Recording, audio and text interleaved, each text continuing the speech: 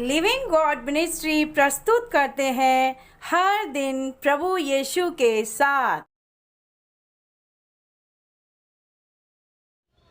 लूका रचित सुसमाचार 5 अध्याय। प्रथम चेलों का बुलाया जाना। जब भीड़ परमेश्वर का वचन सुनने के लिए उस पर गिरी पड़ती थी और वह गन्नेसरत की झील के किनारे पर खड़ा था, तो ऐसा हुआ कि उसने झील के किनारे 2 नावें लगी हुई देखीं और मछुए उन पर से उतरकर जाल धो रहे थे। उन नावों में से एक पर, जो शमौन की थी, चढ़कर उसने उससे विनती की कि किनारे से थोड़ा हटा ले चले। तब वह बैठकर लोगों को नाव पर से उपदेश देने लगा। जब वह बातें कर चुका तो शमौन से कहा, गहरे में ले चल और मछलियां पकड़ने के लिए अपने जाल डालो। शमौन ने उसको उत्तर दिया, हे स्वामी, हमने सारी रात मेहनत की और कुछ ना पकड़ा, तो भी तेरे कहने से जाल डालूंगा। जब उन्होंने ऐसा किया तो बहुत मछलियां घेर लाए और उनके जाल फटने लगे।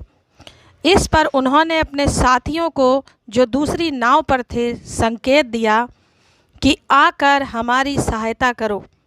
और उन्होंने आकर दोनों नावें यहाँ तक भर लीं कि वे डूबने लगीं। यह देखकर शमौन पतरस यीशु के पांव पर गिरा और कहा, हे प्रभु, मेरे पास से जा, क्योंकि मैं पापी मनुष्य हूँ। क्योंकि इतनी मछलियों के पकड़े जाने से उसे और उसके साथियों को बहुत अचंभा हुआ। और वैसे ही जब्दी के पुत्र याकूब और यूहन्ना को भी, जो शमौन के सहभागी थे, अचंभा हुआ। तब यीशु ने शमौन से कहा, मत डर, अब से तू मनुष्यों को जीवता पकड़ा करेगा। और वे नावों को किनारे पर ले आए और सब कुछ छोड़कर उसके पीछे हो लिए। कोढ़ के रोगी को चंगा करना।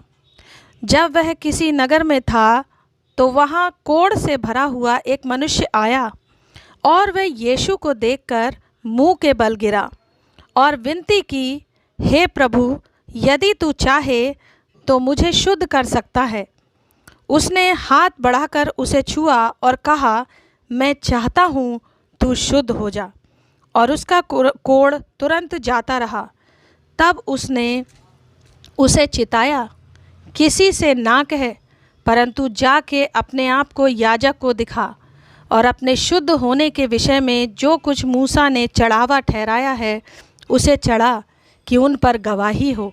परंतु उसकी चर्चा और भी फैलती गई और भीड़ की भीड़ उसकी सुनने के लिए और अपनी बीमारियों से चंगा होने के लिए इकट्ठी हुई। परंतु वह जंगलों में अलग जाकर प्रार्थना किया करता था। लकवा के रोगी को चंगा करना। एक दिन ऐसा हुआ कि वह उपदेश दे रहा था और फरीसी और व्यवस्थापक वहाँ बैठे हुए थे, जो गलील और यहूदिया के हर एक गांव से और यरूशलेम से आए थे, और चंगा करने के लिए प्रभु की सामर्थ उसके साथ थी। उस समय कई लोग एक मनुष्य को, जो लकवे का रोगी था, घाट पर लाए और वे उसे भीतर ले जाने और यीशु के सामने रखने का उपाय ढूंढ रहे थे। पर जब भीड़ के कारण उसे भीतर ना ले जा सके तो उन्होंने छत पर चढ़कर और खपरेल हटाकर उसे खाट समेत बीच में यीशु के सामने उतार दिया। उसने उनका विश्वास देखकर उससे कहा, हे मनुष्य, तेरे पाप क्षमा हुए। तब शास्त्री और फरीसी विवाद करने लगे, यह कौन है जो परमेश्वर की निंदा करता है? परमेश्वर को छोड़ और कौन पापों को क्षमा कर सकता है? यीशु ने उनके मन की बातें जानकर उनसे कहा, तुम अपने मनों में क्या विवाद कर रहे हो? सहज क्या है, क्या यह कहना कि तेरे पाप क्षमा हुए, या यह कहना कि उठ और चल फिर? परंतु इसलिए कि तुम जानो कि मनुष्य के पुत्र को पृथ्वी पर पाप क्षमा करने का भी अधिकार है। उसने उस लकवे के रोगी से कहा, मैं तुझसे कहता हूँ, उठ और अपनी खाट उठाकर अपने घर चला जा। वह तुरंत उनके सामने उठा और जिस पर वह पड़ा था उसे उठाकर परमेश्वर की बढ़ाई करता हुआ अपने घर चला गया। तब सब चकित हुए और परमेश्वर की बड़ाई करने लगे और बहुत डर कर कहने लगे, आज हमने अनोखी बातें देखी हैं। लेवी का बुलाया जाना। इसके बाद वह बाहर गया और लेवी नामक एक चुंगी लेने वाले को चुंगी की चौकी पर बैठे देखा और उससे कहा, मेरे पीछे हो ले। तब वह सब कुछ छोड़कर उठा और उसके पीछे हो लिया। तब लेवी ने अपने घर में उसके लिए एक बड़ा भोज दिया और चुंगी लेने वालों की और अन्य लोगों की जो उसके साथ भोजन करने बैठे थे एक बड़ी भीड़ थी।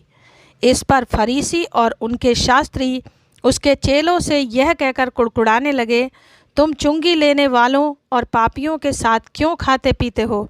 यीशु ने उनको उत्तर दिया, वैद्य भले चंगों के लिए नहीं परंतु बीमारों के लिए आवश्यक है। मैं धर्मियों को नहीं परंतु पापियों को मन फिराने के लिए बुलाने आया हूँ। उपवास का प्रश्न। उन्होंने उससे कहा, यूहन्ना के चेले तो बराबर उपवास रखते और प्रार्थना किया करते हैं और वैसे ही फरीसियों के चेले भी, परंतु तेरे चेले तो खाते पीते हैं। यीशु ने उनसे कहा, क्या तुम बारातियों से जब तक दूल्हा उनके साथ रहे उपवास करवा सकते हो? परंतु वे दिन आएंगे जिनमें दूल्हा उनसे अलग किया जाएगा, तब वे उन दिनों में उपवास करेंगे। उसने एक और दृष्टांत भी उनसे कहा, कोई मनुष्य नए वस्त्र में से फाड़कर पुराने वस्त्र में पैबंद नहीं लगाता, नहीं तो नया फट जाएगा और वह पैबंद पुराने में मेल भी नहीं खाएगा। और कोई नया दाखरस पुरानी मशकों में नहीं भरता, नहीं तो नया दाखरस मशकों को फाड़कर बह जाएगा और मशकें भी नष्ट हो जाएंगी, परंतु नया दाखरस नई मशकों में भरना चाहिए। कोई मनुष्य पुराना दाखरस पीकर नया नहीं चाहता, क्योंकि वह कहता है कि पुराना ही अच्छा है। आमीन।